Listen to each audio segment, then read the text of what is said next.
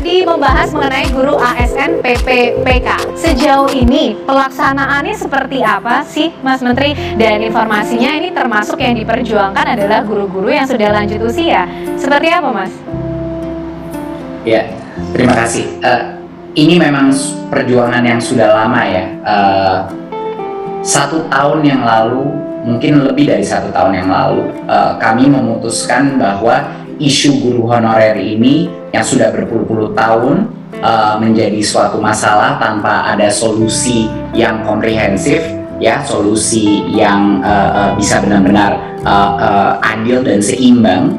Itu belum ada. Jadi setahun yang lalu kita dan tim memutuskan bahwa ini akan menjadi salah satu bagian daripada program prioritas Merdeka Belajar kita. Karena kalau para guru-guru honorer tersebut yang terbaik dan yang paling layak tidak mendapatkan kesejahteraan yang baik, tidak bisa, dia harus memikirkan isi perut mereka dan keluarga mereka daripada memikirkan mengenai pendidikan murid-murid mereka, ya nggak mungkin kita akan punya sistem perbaikan pendidikan yang terakselerasi.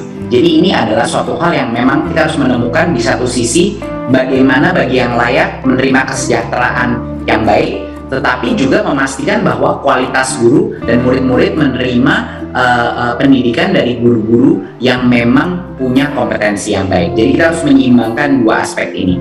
Akhirnya setelah 20 tahun kita berjuang selama setahun terakhir ini mengenai program P3K, dan akhirnya tertemulah suatu solusi di mana kita bisa memperbesar formasi yang ada, tapi dengan tes seleksi di mana ada ujian minimum kompetensi guru yang akan juga melindungi murid-murid kita untuk memastikan hanya guru-guru honorer yang bisa lolos dari seleksi ini yang akan dijadikan P3K. Nah, kalau itu tadi cerita mengenai proses rekrutmen guru ASN P3K. Nah, ada cerita lain juga yang viral nih Mas Menteri, di mana guru honorer ini disurati oleh Mas Menteri. Itu ceritanya gimana Mas Menteri? Termasuk ada juga guru di NTB ya Mas Menteri yang sempat menangis ketika juga bertemu dengan Mas Menteri. Bisa dibagikan ceritanya kepada kita?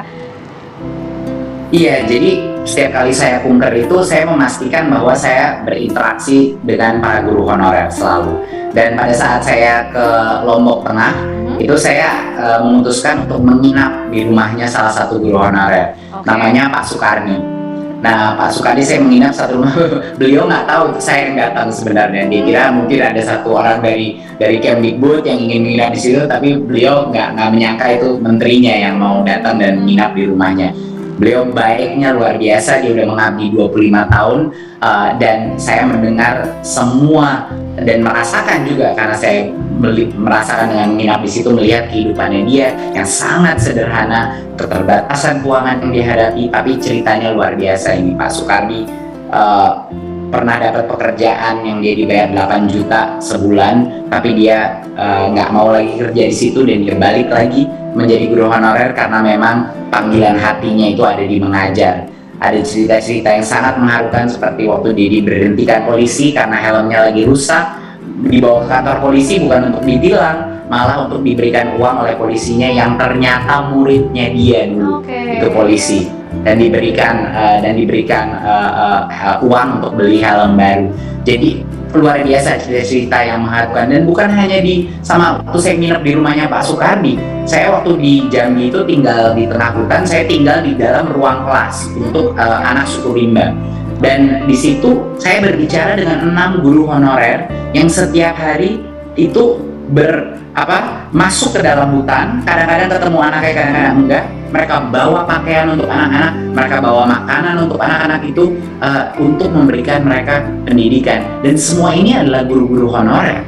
Jadi dengan adanya saya langsung datang ke lapangan dan mengalami hidup mereka di lokasi, itu menciptakan suatu perspektif baru bahwa ada guru-guru terhebat dengan pengabdian dan dedikasi yang luar biasa yang gajinya masih 300.000, 500.000, dan dari situlah itu yang menjadi semangat kita untuk bilang stop, ini adalah ketidakadilan, kita harus memberikan bagi yang layak, bagi yang berhasil menunjukkan kompetensinya, suatu nafkah yang jauh lebih layak, yang jauh lebih adil.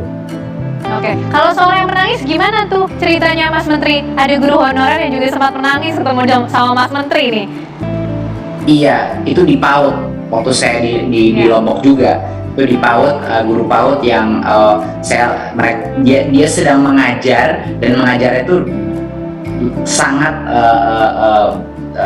sangat engaging, sangat menarik gitu cara penyampaiannya, dengan anak-anak PAUD pada ngeliatin gurunya. Tapi tiba-tiba dia ngeliat ke saya dan langsung emosional, mulai menangis.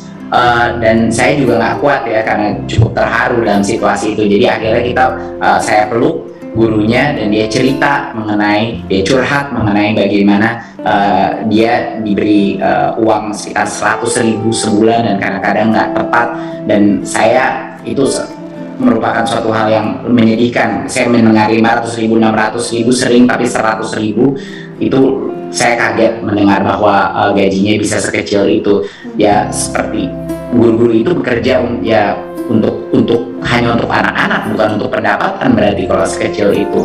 Jadi itu yang saya langsung bilang kepada Pemda, tolong formasi-formasi yang ada buat guru PAUD pun, buat guru-guru, tolong dilengkapi. Karena dari formasi yang kita berikan, sebenarnya kapasitas Pemda itu hanya sekitar memberikan kami sekitar 50% dari yang diminta. Jadi itu harapan kita, bahwa semua Pemda di seluruh Indonesia tolong perhatikan guru honorer, dan masukkan di ronde untuk tahun depan formasi yang cukup untuk mereka, karena ini semua akan ditanggung oleh pemerintah pusat. Saya selalu komunikasi sama semua kepala daerah, tolong ajukan formasi karena dananya akan ditanggung oleh pemerintah pusat. Kira-kira Mas Menteri, apa pesan yang ingin disampaikan untuk para guru honorer yang kali ini belum bisa lulus dalam seleksi rekrutmen guru ASN PPPK ini?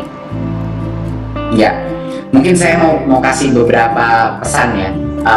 Saya ingin pertama, bagi yang lolos seleksi dan dapat formasi, saya ingin ucapkan selamat, sebesar-besarnya selamat, sudah bisa menjadi P3K. Semoga Anda bisa selalu mendukung program Merdeka Belajar, dan sehingga gabunglah kami untuk menjadikan gerakan Merdeka Belajar. Yang penting itu bukan kebijakannya, yang penting gerakan Merdeka Belajar ini ada. Dan sekarang Anda sudah lolos seleksi, sudah bisa membantu, tolong bantu juga teman-teman guru honorer yang belum lolos seleksi. Bagi yang sudah mendapatkan kesempatan untuk menjadi P3K, tolong bantu mereka agar mereka juga bisa punya kesempatan untuk lolos tes seleksi tersebut. Sekarang kedua, bagi guru-guru honorer yang sudah lolos seleksi tapi belum mendapatkan formasi, untuk ini saya ingin ucapkan mohon kesabarannya. Kami di Kemendikbudristek akan berjuang dengan sangat keras untuk memastikan bahwa untuk ronde formasi berikutnya, bahwa Anda mendapatkan formasi. Kita akan berjuang ke masing-masing kepala daerah Anda, dan memastikan bahwa formasi yang ada di sekolah Anda itu bisa masuk untuk tahun berikutnya, dan untuk ronde-ronde berikutnya. Jadi jangan putus asa. Kita akan memastikan dan kita akan memperjuangkan agar formasi itu terus terbuka. Jadi jangan putus asa. Kita akan memastikan dan kita akan memperjuangkan agar formasi itu terus terbuka. Jadi bagi yang lolos seleksi tapi tidak dapat formasi, kita mendengar Anda, kita selalu mendengar Anda, dan akan kita perjuangkan. Dan bagi yang belum lolos seleksi pada saat ini, saya ingin mengucapkan bahwa terima kasih untuk telah berjuang untuk mencoba melewati tes seleksi itu, karena itu pasti nggak mudah dan merupakan suatu hal yang membutuhkan keberanian untuk masuk ke dalam tes seleksi ini. Tapi jangan putus asa, itu pesan saya, jangan putus asa. Anda bisa belajar lagi, bisa belajar dari teman-teman yang lulus seleksi. Anda bisa mengerjakan tes itu kedua kali, dan kalau itu pun gagal lagi, Anda punya kesempatan ketiga kali untuk mengambil tes itu.